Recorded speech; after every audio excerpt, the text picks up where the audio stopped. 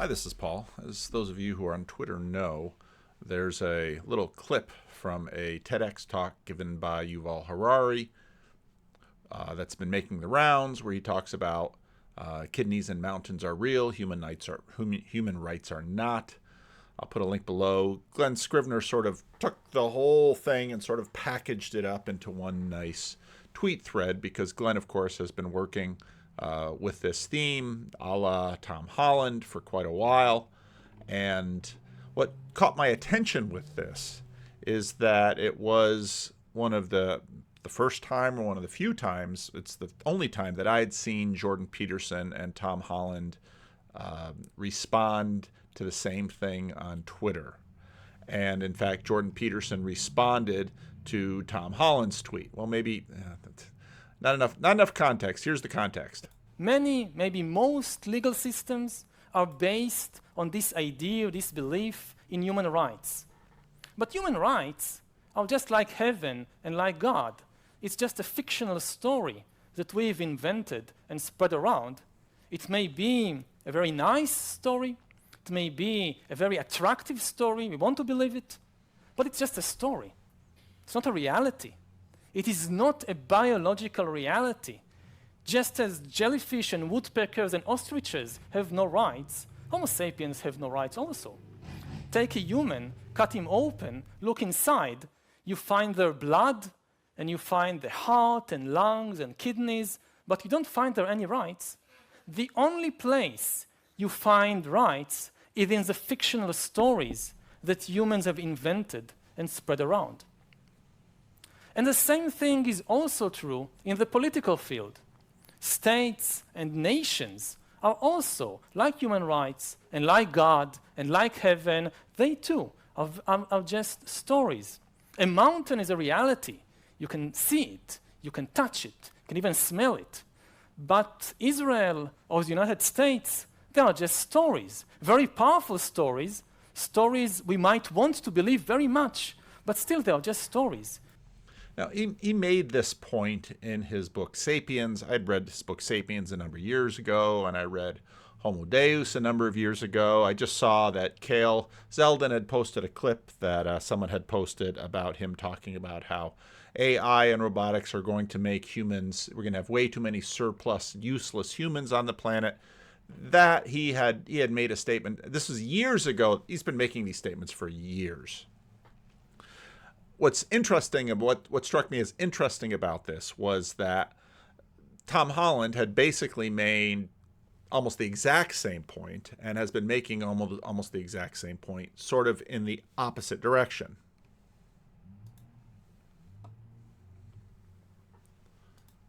We'll start with Gavin at the front here. Questions? That's Gavin Ashenden who asked the question. Not statements. We haven't got much time. Thank you. I want to throw back to Tom a question. One of the things that I've been really learning is how small a country the UK is and England is, and how much everybody sort of knows each other there. It's really quite remarkable. It's in some ways one city with it kind of works that way, especially because how many people went through Oxford. He once asked me, but I'd like him to answer it. Tom, once we had a small discussion, and you said the very distinctive thing about the church was that, as you quite just said, it really does believe in good and evil. It's nothing if it doesn't have a metaphysical vision. Most of the people here, I think, would sign up to that metaphysics. One difficulty we have is persuading a highly secularized society that our metaphysical vision isn't something at the level of Victorian fairy tales. As someone who straddles both worlds, do you have any advice for us in the way in which we can reacquaint our society with the seriousness of what is almost a dualistic metaphysical narrative, in order to catch their imagination sufficiently for us to be able to tell the Christian story with effect? Well, I think the key is for people in the West to be culturally humble and to recognise that their values are not universal, as I said. So another one would obviously be human rights. Because the West has been so hegemonic for so long, it's been in a position to assume that its concept of human rights is somehow universal. They don't need to think about it. course human rights exist. But what the rise of China and of other civilizational powers is doing is to remind us that the concept of human rights is one that has emerged in a very specific cultural matrix, which is a Christian one. And that therefore, if you want to believe in human rights, you have to believe. It takes a leap of faith to believe that there are things called human rights, just as much as it takes a leap of faith to believe that the Lord Jesus Christ raised from the dead. They're both beliefs.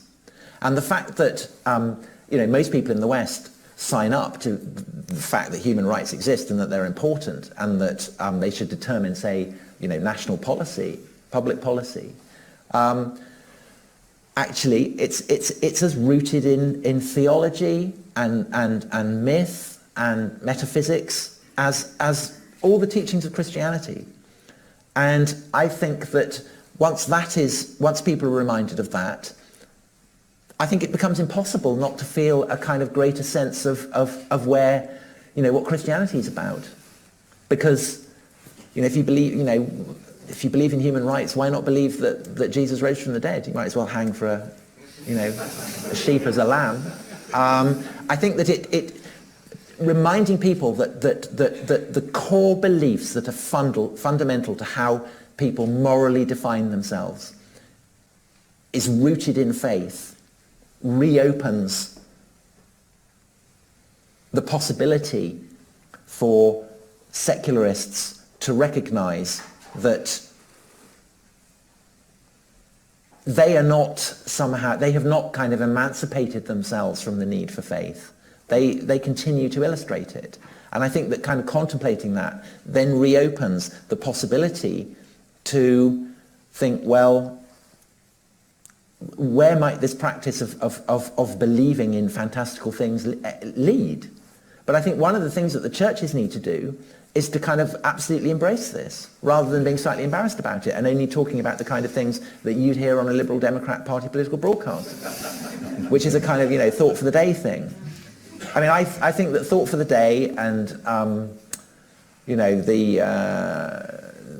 the kind of religious studies GCSE where you compare what Buddhists and Muslims think about smoking, that kind of stuff.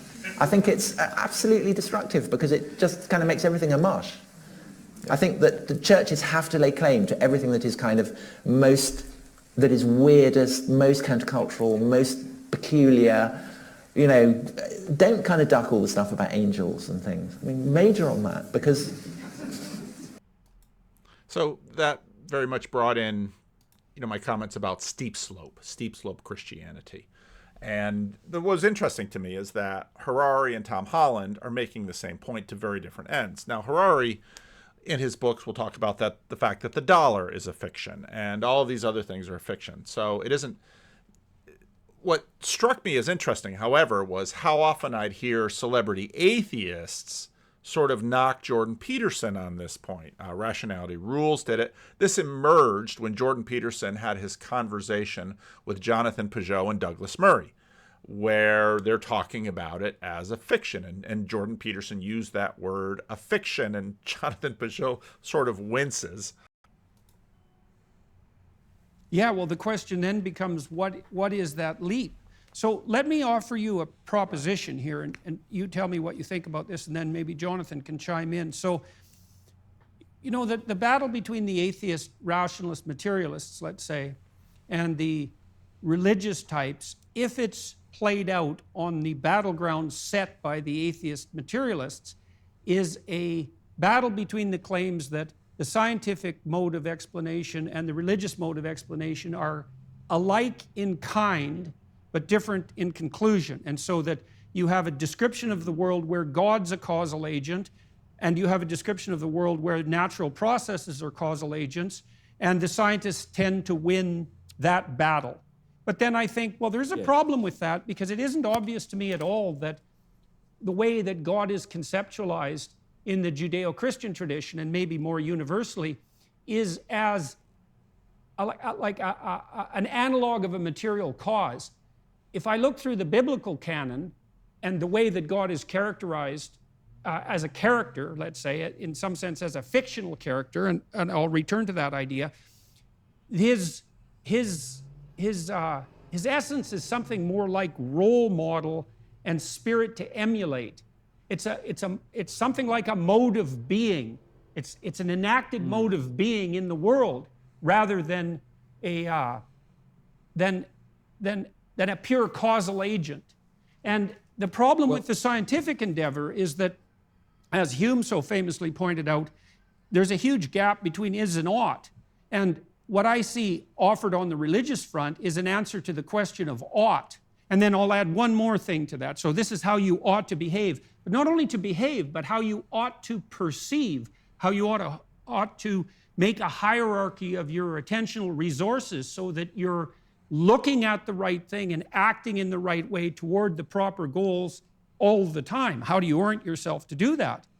And so and I don't think that first of all, the atheist types can't respond to that because there's no way that they can produce an ethic on the fly in some sense, and that was Hume's objection.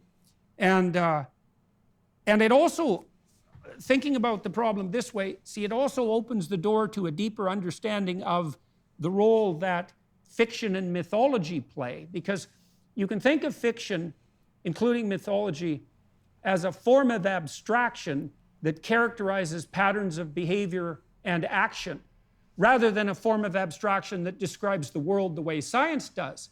And that way fiction becomes a different kind of truth, which is a pragmatic truth rather than a descriptive or propositional truth, and it's oriented towards ethics and the direction of attention.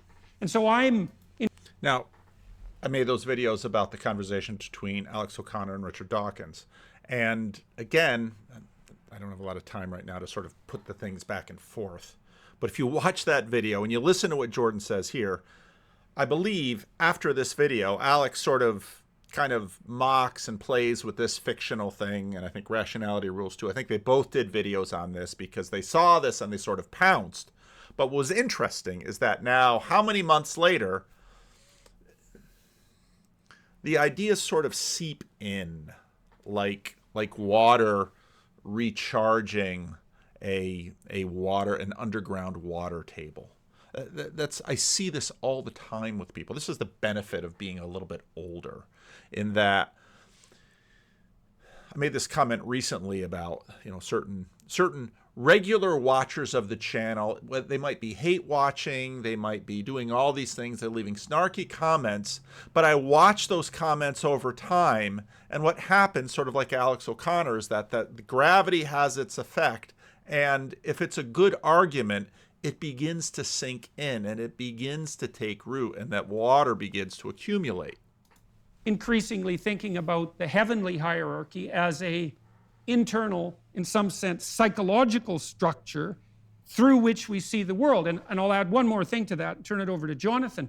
The other thing that strikes me as psychologically unassailable is the fact that you need a uniting principle to orient your perceptions and actions toward for two fundamental reasons, three fundamental reasons. One is, if you're aiming towards something valuable, that gives you positive emotion and hope. And so all the motivation that goes along with that fills you with enthusiasm. Second, if you don't have a uniting ethic that governs your own perceptions and actions, then you're confused and in disarray. And the cost of that is anxiety and hopelessness and pain and frustration and disappointment and grief, all of the negative emotions. And then third, if you don't have a uniting ethic, and so that has to be united under something like a monotheistic superordinate entity, if you don't have that, then you have social disarray, because there's nothing that unites people in their common ethical pursuit, and that's their behavior and their perceptions. And so I'll let Jonathan comment on that a bit. No, I think what you're saying is right on track. That is, one of the problems that happened in the story of Christianity is something like the Enlightenment and modernism, which is that as the world was moving towards this notion of mechanical causation and the interest in mechanical causation, there came to be a misunderstanding of the way that traditional Christians believed the world actually existed. And so there's a difference between the material causes and something like the vertical cause of something. And the vertical cause of something is exactly this hierarchy that Jordan is talking about. And I would push what Jordan is saying even further. That is, it does actually affect, to a certain extent, even the is, because we can't perceive an is without a hierarchy of attention and without a hierarchy of perception, because the world is indefinite in detail and in quantity. And so for even to be able to say this, to point to something, to say that. Right there is the combinatory explosive idea that is in many ways just under this whole thing. That is the idea that has been destroying modernity and destroying this particular epistemology, because humans can't wield an epistemology that takes in everything. Humans have to limit and focus, and it's the hierarchies that force the focusing, and Jordan basically just laid out, well, when it comes to a culture, you have to have something like that that helps everybody see the same thing. Going back to Damian Walter's video with Ian McGilchrist, Ian really nicely right here, notice it talks about the fact that, well, part of the reason we have the bicameral mind is attention. And attention determines what we see. And the more we begin to realize this, you talk about low status men and low status women being unseen. You look at the gorilla in the middle of the psychological experiment of moving the basketball around. The gorilla isn't even seen. Now, we all know that the gorilla was there, but it's not seen. You talk about the God on the other shore not being seen. Please do. Yeah. Please do. Yeah. First of all, it's a very evolutionarily verifiable hypothesis, if you like.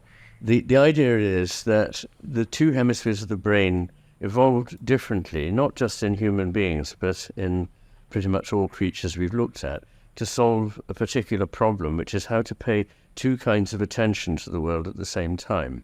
One kind of attention is required for survival in the simplest sense, that we need to get stuff. We need to grab food, we need to catch a rabbit, we need to pick up a seed, whatever it is. And we need also to be able to manipulate our environment, to pick things up and build things and use tools and so on, in the case of human beings. So, in fact, as far back as we can go in history, 700 million years, we know that the neural networks that form the ancestors of the human brain were asymmetrical, which is interesting in itself. Why were they asymmetrical?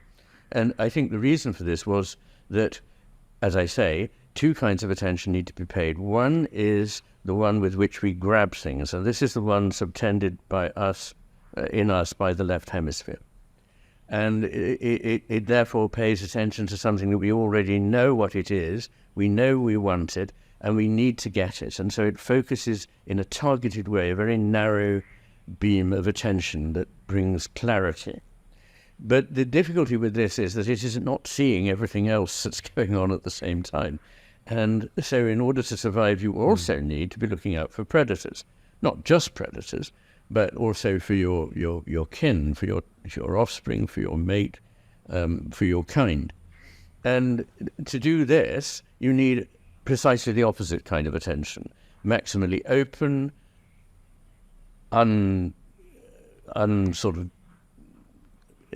undedicated yet as to what it may find, and broad, sustained, and on the lookout, vigilant. So very different from this attention. I know what it is, I want to get it, it's a detail.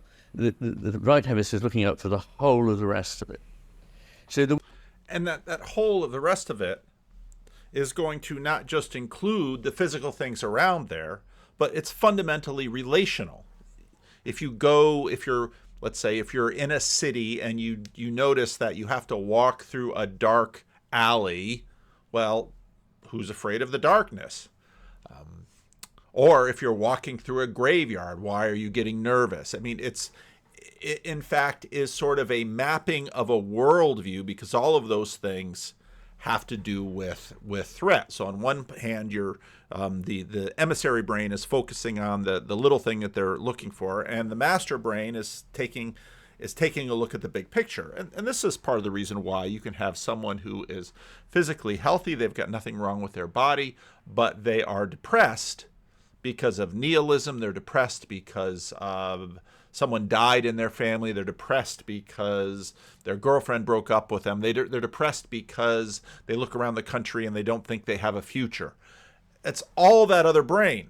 And it's relational. It's often non-physical because you're worried about threats that are not physical. When somebody dies and you're depressed, that's not a physical threat, but it impacts you physiologically because it impacts that sense of awareness and the attention that you are paying for that. Now, Justin Brierley in this week's The Surprising Rebirth of Belief in God talks about the Harari thing and goes with Glenn Scrivener and goes with Tom Holland. Now, what's interesting is that you keep getting to this word grounded. And for a very long time, I've been rather annoyed by this word grounded. Now, it is a metaphor, and it's a metaphor for something that's it's not a bad word. There's nothing wrong with the word, but I think there are better words and better metaphors for actually understanding how these ideas, these stories like human rights, become compelling for us. Sexual abuse, and for marriage to only be entered into by consenting adults. But where had this remarkable set of rights actually come from? When I sat down for a big conversation from Premier Unbelievable with Harvard academic and atheist Steven Pinker, in conversation with Christian thinker Nick Spencer, Pinker was adamant that a commitment to humanism is all that's needed to guarantee human rights. Well, I think they're stable enough to result, for example, in the Universal Declaration of Human Rights, which has not a shred of Christianity in it. Oh, no, let me push back on that. The Universal Declaration was drafted by Charles Malik, who was a Lebanese Christian, and it's very telling that the word person appears in the UN Declaration 6 times. That person is rooted in the personalism which was mainstreamed by Catholic social teaching in the 30s and 40s. So the UNHCR are absolutely right, as Maritain said, and as you rightly quote, it deliberately doesn't draw on any metaphysical foundations because we want people to agree. But you can see the fingerprints of personalism in the drafting. Again, historically, you can see fingerprints of many things, and Maritain convened a council of multi-confessional intellectuals and moralists, Hindus and Confucians and Muslims. See, I would make the argument, as I've made in some previous videos, that in fact Christianity, secularity has been smuggling Jesus into these other religious groups in terms of their practice for a very long time. And so the fact that when they would all get together to do something like work for the United Nations, that they would all sound in some ways downstream from mainline American Christianity doesn't surprise me a bit. And indeed was pleasantly surprised that there was so much agreement. I think there's a perfectly robust justification for humanism. Atheism is not itself a belief system. It's the absence of one particular belief, namely in supernatural entities. And that's that classic Mott and Bailey approach with atheism. I mean, some people, you have to get rid of religion and adopt atheism, or just get rid of religion. And it's like, well, what's in its place? Well, atheism. Well, if the religion is massive, then atheism must be massive. Oh, no, atheism is just the denial that there's a God. Okay, but what about all that other functionality that religion has been doing for you? I've talked about common religion and civilizational religion. What's operating there? And you can look at a guy like Clay Rutledge and now Peter Boghossian and many others who have basically been aware of that. Okay, if you're gonna say atheism is just a tiny little thing, something else is filling everything. It might be wokeism, it might be a different religion, it might be superstitions of various kinds, and generally speaking, just the personal codes and morality that haven't necessarily been tagged to a religious thing. Go back to Christian Smith's work, Soul Searching, and most of the young people in the 90s that he interviewed just said, well, all of these ethics are just self-evident. Oh, so basically, that's a way of saying that's part of the first draft of the map you inherited from your parents. And in fact, many of the people, if you read Soul Searching, many of the people will just say, I learned my ethics and morality from my parents. Well, I wonder where they got it from. They got it from their parents, and on and on and on and on. So Pinker's not doing real well here. Aside from that, there isn't any such belief as atheism. But humanism is grounded in our universal humanity, the fact we're made of the same... Okay, grounded in our universal humanity. But then you have Yuval Harari and Tom Holland, who are both saying, when you say grounded in our universal humanity, just like Yuval Harari says, well, if you dissect a person and you find kidneys and intestines and all of these, you won't find a universal humanity in there, just like you won't find a religion, just like you won't find a soul, just like you won't find mother's love, just like you won't find love for your nation, just like none of those things you will find in an autopsy. You won't even find whether the person was a moral person or a jerk, unless there's some, let's say, disease or some physical manifestation that you can somehow tie or want to tie to some moral aspect. You're just not going to find any of that in there. So, and then to have Pinker say, our common humanity. Okay, where are you going to find that? Did we find that somewhere in the Arizona desert and dig it up and pass it around and salt our food with it? Is that how we get this universal humanity? Show it to me. Well, no, you can't show it anywhere. But notice, again, keep paying attention to this word ground. Stuff. We're the same species. We all are sentient. We all have the capacity to experience pleasure and pain. We all have the capacity to reason. And that is a pretty rock-solid foundation for universal human rights and universal human dignity. I think it's just the worst argument in the world. Because people have had all of those things, and people have been absolute monsters to each other for, pretty much all of human history. So, grounding? What do you mean grounding? What kind of metaphor is this? Nick Spencer is the author of books including The Evolution of the West, How Christianity Has Shaped Our Values, and in contrast to Pinker, believes that the West's commitment to human rights and indeed humanism has deeply Christian roots. Only moments earlier, he had argued why. I would argue, and I know this is obviously where Stephen and I would part company, that there is a secure basis for humanism within Christian thought. Again, basis. Look at the structure of all of these metaphors. And again, it makes sense. I mean, Jesus uses it with build your house on the sand, build your house on the rock. Then there is within atheist thought. So, for example, I would say that a commitment of humanism is ineradicable human dignity and fundamental human equality. Now you can understand that, and you can historically trace that through European thought, certainly, and you can, as it were, justify it on theological grounds if you do that kind of thing. I don't doubt that many of my atheist friends are committed to human dignity or human equality.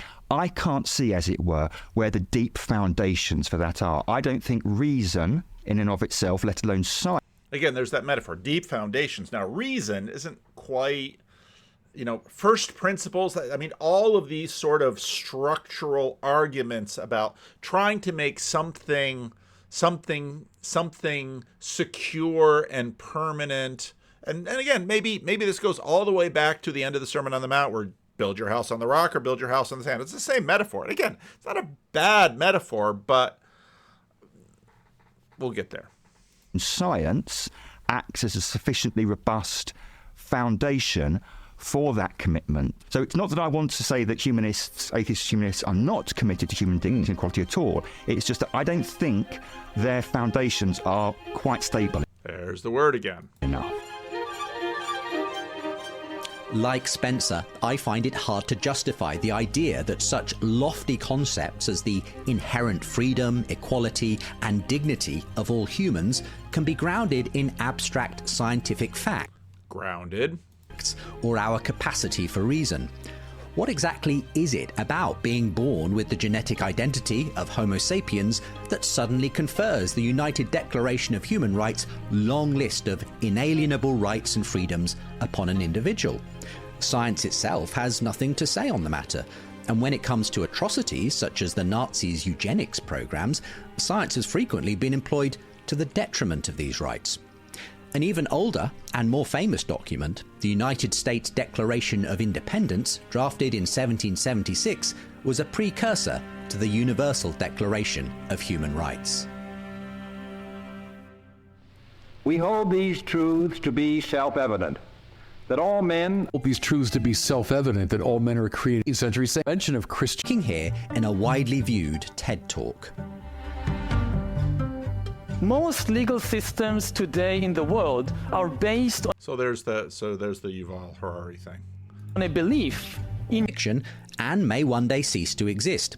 In his follow-up book, Homo Deus, he explores a dystopian prediction of a transhumanist future in which outdated thinking about human rights will inevitably be replaced by a new social and So here's our anxiety. Moral order as science, technology, and AI allows humans to escape their physical, mortal, and maybe even moral limitations. This is Glenn Scrivener, author of The Air We Breathe, reflecting on Harari's approach.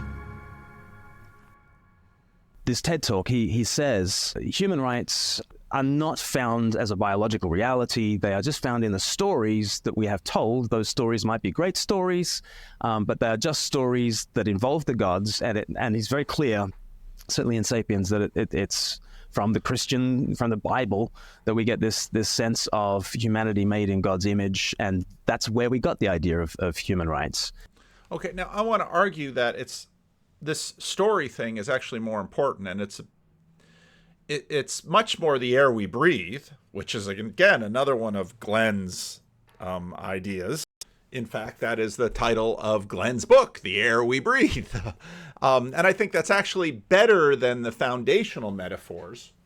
And this actually goes right to the point, to the interaction between Jordan and Tom on Twitter. So Tom Holland is responding to Anthony Cox, who is quoting Tom Holland's Dominion. The West, over the duration of its global hegemony, had become skilled in the art of repackaging Christian concepts for non-Christian audiences. A doctrine such as that of human rights was far likelier to be signed up for if its origin among the canon lawyers of medieval Europe could be kept concealed. The incidence of United Nations agency on the antiquity and broad acceptance of the conception of human rights was a necessary precondition for their claim to a global rather than merely Western jurisdiction, secularism, and identical manner, dependent on the care with which it covered its tracks. So again,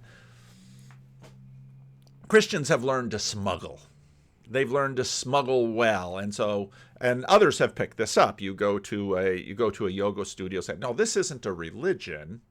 This is exercise. Oh, okay. There's no religion behind any of this? How about some of these Buddhist ideas? No. Buddhism isn't a religion. And of course, I've mentioned many times in the 1970s, people would say, Christianity isn't a religion, it's a relationship. And all of these things are banking on sort of a reaction to religion. And so we're not going to come up front with our religion. We're just going to hide it. But we're going to, human rights, and we're going to sneak that in. Well, obviously, there are certain incentives for human rights that we all like to appeal to our rights when we feel that we're endangered or we think that it would get us ahead or something like that. So actually, this idea of human rights has been very popular because people have pretty quickly realized that, well, this can actually be useful if we have some of this, rather than just saying, I have all the power, so tough luck for you, and off you go. Tom Holland says yes, to his own quote. Human rights have no more objective reality than, let's say, the Trinity. Both derive from the workings of Christian theology, and both, if they are to be believed, require people to make a leap of faith. I think Glenn's The Air We Breathe, and that was made, Glenn used Australia in a previous episode of The Surprising Rebirth of Christianity when he talked about, so Glenn is actually Australian, he lives in the UK, and whenever he flies back to Australia, when the plane lands in Sydney and the doors open, suddenly he can just smell the sweet, whatever it is, the pollen or whatever that eucalyptus is putting in the air. There it is, and he knows he's in Australia. Now, after he's in the country for 5 minutes, he won't even notice it. But it's just seeping in under the radar, and this is exactly what's been doing. And I mentioned already Soul Searching, Christian Smith's book, where he's interviewing teenagers, and they just say, "Oh, it's just self-evident." And then you push a little further. I got it from my parents. Oh, okay. So So there's actually, I think we could use another one. We could use sort of like a herd immunity metaphor. That, in fact, if enough people around you believe this, you will believe this. This is, again, one of my arguments for, actually, Elizabeth Oldfield in a question and answer recently made this point too, and I've made it a number of times before, that if you wish to aspire to believe in something, spend time with people who believe it already, and you will catch the belief. Because we believe in groups, and that is true of this. Now, Jordan weighs in, and Jordan says, not exactly, Tom Holland. The doctrine of rights will soon be shown to be an inexorable consequence of the semantic network of meaning. Now, Jordan's not always easy to understand, which is why people listen to my videos, because I'm a Jordan Peterson interpreter at times. That it's encoded implicity in the relationship not only between words and verbal concepts, but stories and patterns of behavior, built into the structure of human beings and perhaps in being, capital B, itself. In other words, rights are the semantic representation of the archetypal reality that characterizes sustainable, upwards-oriented, reciprocally altruistic human interactions. I really hope the book that he's writing isn't filled with sentences like this. That was Maps of Meaning. And 12 Rules for Life sold significantly better because he pitched it to a different audience. He says he's writing 2 books. Maybe one is more of a technical book and the other is more of a popular book. Basically, that's a fancy way of saying what he's been saying pretty much all along. He was making... What's remarkable about a number of these people, Tom Holland's been making this speech for a long time. You can go back a number of years and find videos of him making it. Jordan Peterson's been making this point for a long time. Jordan Peterson finds it much more in sort of the structure of the world. In other words, and again, Christians who believe that they are increasingly in alignment with the Creator God aren't going to challenge him on this at all. But that this is the structure, this is part of the structure of language, structure of relationships, structure, as he says, of even being itself. It's in our biology, it's all the way down here, and basically all of these other ways, both sort of the herd immunity way, the impulse by Christianity way, what Jesus had done is sort of open our eyes to this reality. Now, again, Christianity asserts that Jesus is both the saving God and the creating God. That's very early in a number of the New Testament books. But what's interesting is sort of Jordan gets at this through the story verse. Now, the rest of history just had a really fun and fascinating episode on Romans in space, Star Wars, Dune, Star Trek, and in some ways you hear sort of echoes of Jordan Peterson's archetypal stuff. Of course, Star Wars has Joseph Campbell behind it. A lot of people would argue that, well, Joseph, you basically get the sense that, the point that I made a couple videos ago, that there are just a certain limited number of responses on the menu that come up again and again and again. And so certain archetypes start coming through civilizationally again and again and again and again. Predictions for the future did you offer? I did something on undead Rome.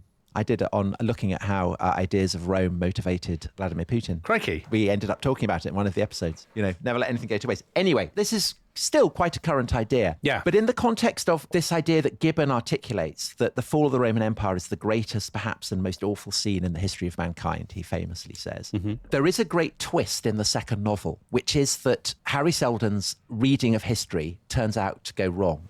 An event happens that he couldn't have foreseen. Now, they're talking about Isaac Asimov's series Foundations, And so, again, sort of a nice key back into science fiction here. And this is the emergence of a character called the Mule, yes. who is a mutant telepath. Yeah. So he can read and manipulate the emotions of other people. And he ends up conquering the galaxy and conquering the Foundation. He has not been predicted. And I think that this is pretty clearly an echo of Muhammad. It's a fairly hostile portrayal of Muhammad. The Mule is a kind of, he's an arrogant conqueror. But I think it is an interesting twist, because essentially what Asimov is saying there is that the emergence of Islam is a kind of, a lightning bolt from the blue. It couldn't have been anticipated or foreseen. It's something so startling and unexpected that even the most highly advanced psychohistorians could not have anticipated it.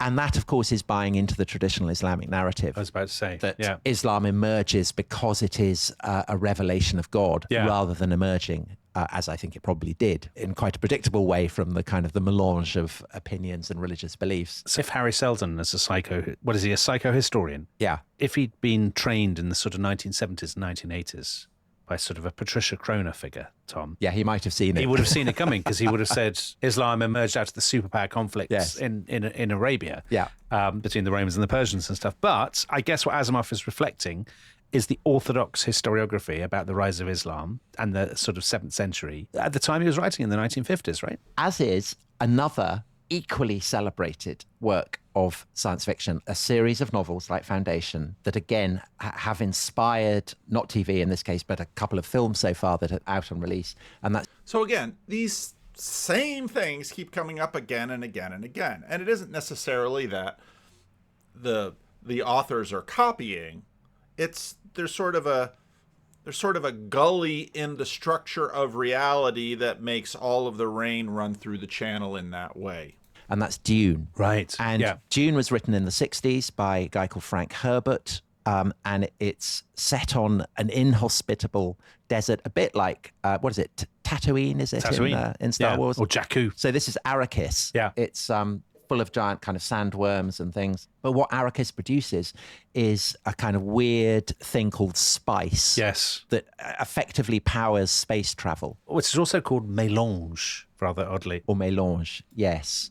So this is just before OPEC, so it's pretty clear that this is oil. Spice in a way is oil. Yeah. But I think it is clearly also an echo of the idea that was very, very current when Herbert was writing this, and which Patricia Kroner delivered a kind of devastating rebuttal to. The idea that Mecca had been a great center of the spice trade, and that this is the context from which Muhammad emerges, that Mecca was this hugely significant center. I think it's absolutely clear that it wasn't at all. Okay. And that this sense of Mecca as a center of spice trade is a kind of Orientalist fantasy that's projected onto the understanding of Islam by Western scholars who have this idea that anything Oriental must have to do with spice. And then it's turbocharged by the oil crisis. Why does it matter in the history of Islam and the sort of collapse of the Roman authority in the Eastern Mediterranean? Why does it matter whether Mecca had spices or not? I don't think it does particularly matter. I mean, it matters very much to explaining the traditional accounts of Islam as history, because in the traditional accounts, Mecca is clearly a very significant settlement with all kinds of competing aristocracies.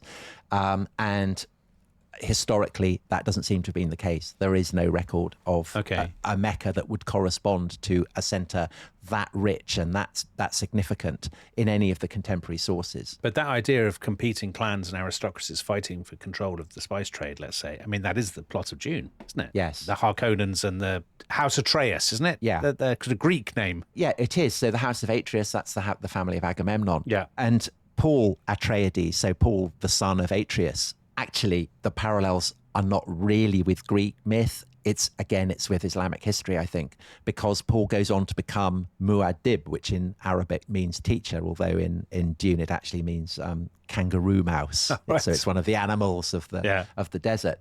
And he goes on to kind of become a prophetic figure, a great religious leader. He launches this jihad, which ends up consuming the entire galactic empire.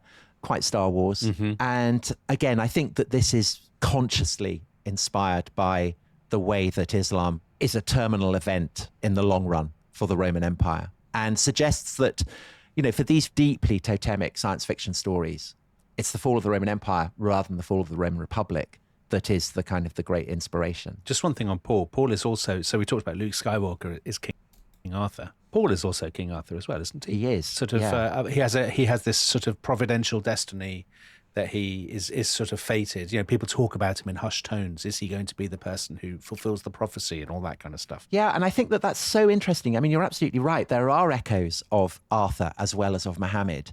And both of them, so the stories of Arthur are starting to emerge and be written down at around the same time as the biographies of Muhammad. The first biographies of Muhammad are starting to be written kind of around 800 AD.